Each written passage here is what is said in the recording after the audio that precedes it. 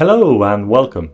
So the other day I went to the cinema to see a re-release of Lord of the Rings: The Return of the King. I suspect most people have seen Lord of the Rings by now, but if you haven't, other than Frodo, one of the main characters in this franchise is Aragorn. So throughout this movie it occurred to me that I recall hearing time and time again how so many people find Aragorn attractive. Obviously everyone has their own personal preferences when it comes to traits and features in what they find attractive, but there does seem to be something about Aragorn and the essence of Aragorn that is universally appealing. So to be able to answer this question, we need to peek into evolutionary psychology and understand the deep-rooted reasons why certain traits and features are attractive. If you've ever watched any of my previous videos, you'll know that I've often spoke about the general differences between men and women and the kinds of things that they prioritize in a partner. So to summarize, when it comes to heterosexual attraction, men often put a lot more emphasis on beauty and physical appearance than women do. There does seem to be a difference in how attraction works for women because they place a lot less emphasis on physical attributes per se and a lot more on what those physical attributes says about the character of that person. So essentially it's not the looks directly that counts, but rather the narrative of that person, which is often inferred indirectly by those looks. So if it's the narrative and the story that a man broadcasts about himself in the way that he walks, acts and communicates with others, then are there any specific elements of this narrative that are typically universally attractive to women? So there is one trait that is evidently desired cross-culturally and very much exists within the character of Aragorn from Lord of the Rings, and that is the capacity for aggression, but the ability to control that aggression. Now the term aggression often gets a bad reputation in modern society and culture because it's often equated with uncontrolled violence. But the truth is, aggression comes in many forms and to varying degrees, and aggression by itself isn't actually a bad thing. I think what most people can agree on is that aggression is an active or energized state as opposed to a passive one. But that energy can be channeled in one of several ways, including your career or just the pursuit of your goals in general. From an evolutionary perspective, if you think about it, the capacity for aggression or even violence would have often been thought of as a very good and beneficial thing to have in your locker. This is because throughout most of human history, the world was very volatile and you needed to be able to protect yourself from all sorts of chaos. Obviously we've come a long way in this regard, and in most parts of the world we can live in relative harmony and in relative safety.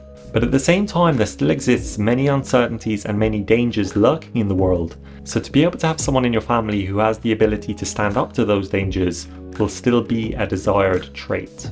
So if you look at the trait, the capacity for aggression, as a spectrum, on the far right you will find someone who is uncontrollably aggressive and violent, and on the far left you will find someone who has little or no violent or aggressive tendencies. In the context of men, these are roughly equivalent to alpha male and beta male respectively. Now on the surface it might seem like having someone with zero violent tendencies is a much more preferable thing, but in reality, like I've explained previously, it's much more complicated than that. While the alpha male excels at providing and protecting because they're able to channel their aggression in this type of manner, the beta male, for the lack of a better term, excels at the nurturing aspect of a relationship. But the problem is each of these archetypes often fail on the other domain, so the alpha male lacks the emotional sensitivity. I would have gone with you to the end.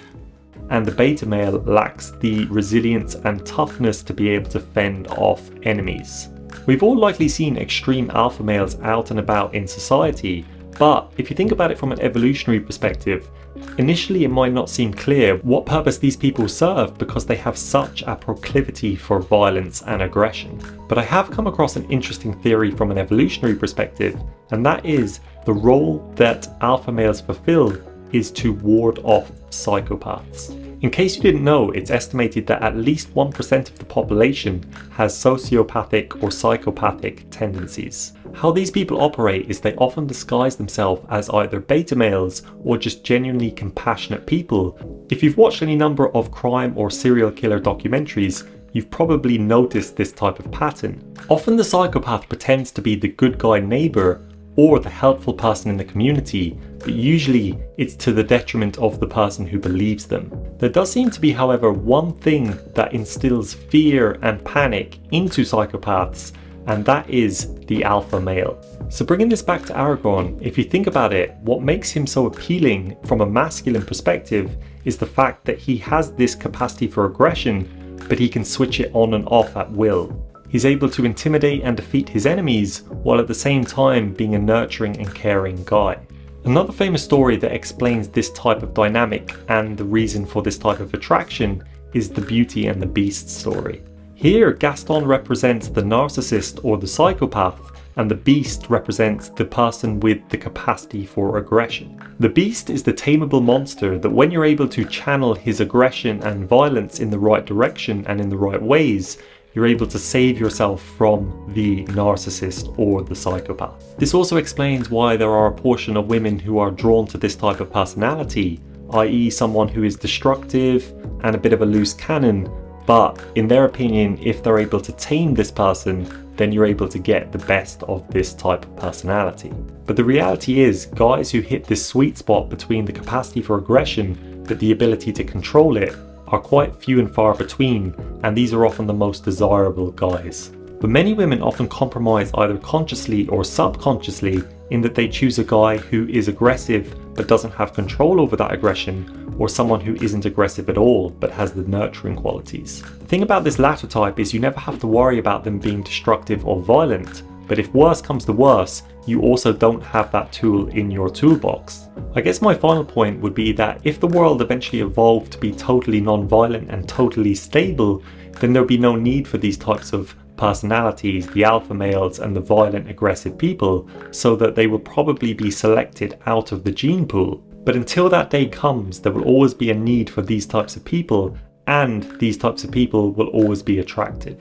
So I hope you enjoyed this video. If you did, then feel free to subscribe, or if you have any thoughts or comments, then feel free to leave them below. Otherwise, I will see you in the next one.